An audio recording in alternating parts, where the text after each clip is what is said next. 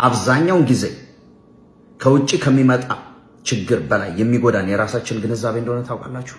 ለምን እንደዛ እንዳልኩኝ ንገራችሁ። ሰዎች አንዳንድ ጊዜ እሱን ለዚህ አልጠበኩትም ነበረ፣ ጉድ ሰራኝ፣ ለትልቅ ቁም ነገር እየጠበኩት ጥሎኝ ሄደ፣ ስንት ነገር ከሷ እየጠበኩኝ ቦታዋ ላይ አላገኘኋትም፣ ከዚህ የተነሳ ውስጤ በጣም ተጎድቷል ሲሉ ሰዎችን እሰማለሁ።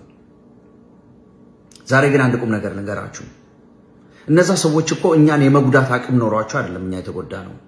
የምንጎዳው ያለ ስፍራቸው ስፍራ የሰጠናቸው ሰዎች፣ ያለ ሹመታቸው ሾመን ልባችን ውስጥ ያስቀመጥናቸው ሰዎች፣ እነዛን ሰዎች ቦታቸው ላይ ስናጣቸው ነው። የሚገርማችሁ ነገር እኮ ሰዎቹ ራሳቸው እዛ ቦታ ላይ እኔን አገኛለሁ ብለው ራሳቸውን እዛ ቦታ ላይ አድርገውት አያውቁም። እኛንን ያለ ስፍራቸው ስፍራ፣ ያለ ሹመታቸው ሹመት፣ ያለ ክብራቸው ክብር የሰጠናቸው።